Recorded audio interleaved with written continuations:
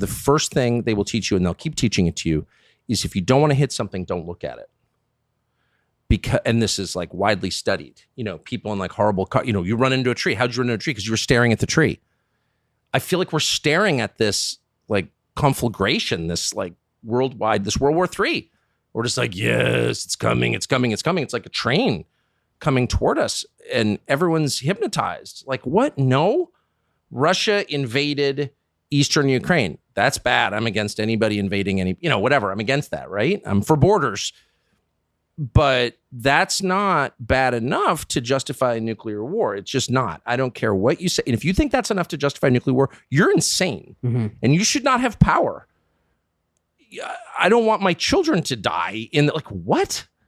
You're playing these incredibly high stakes games with the country that has the most nuclear armed missiles in the world. Also, you're an idiot.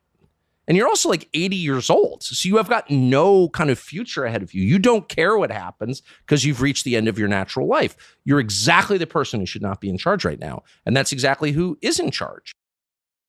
And so, yeah, I'm completely freaked out by it. And I'm hardly like a peacenik or something at all.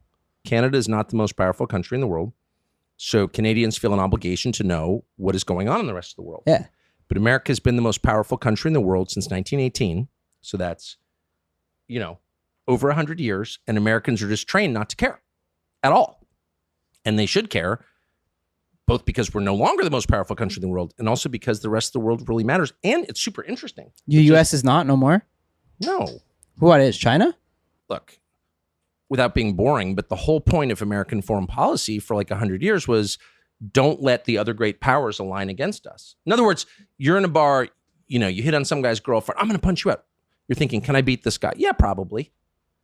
But if like two of his friends of equal size show up, you're not going to win. They're going to jump you. Yep. And you're going to lose. And you're going to get your ass kicked. So the point of American foreign policy and diplomacy was to prevent that from happening. So you have this big power, Russia, which is the world's largest landmass, with the world's largest reserve of energy, natural gas, and the world's largest nuclear arsenal. And then you have this other country, China, which is the world's largest population, 1.3 billion, the world's largest economy. And each one of those is potentially pretty formidable. But if they get together, the world's largest population, the world's largest landmass, largest economy, largest energy reserves, together in a block against you, no, you're no longer the most powerful.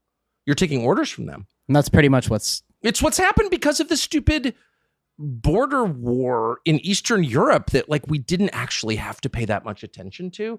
Yeah, we're against it. You issue a statement. I can't believe you rolled over the border into Eastern Ukraine. Like, that's bad, and we're officially against that. And I would say I'm very against that, okay? I'm not defending Russia. But, like, is that worth reshuffling the global deck and putting Russia and China on the same side in an alliance that controls the majority of the world's economy and its shipping routes and its currency? Are you fucking kidding? Were you on drugs?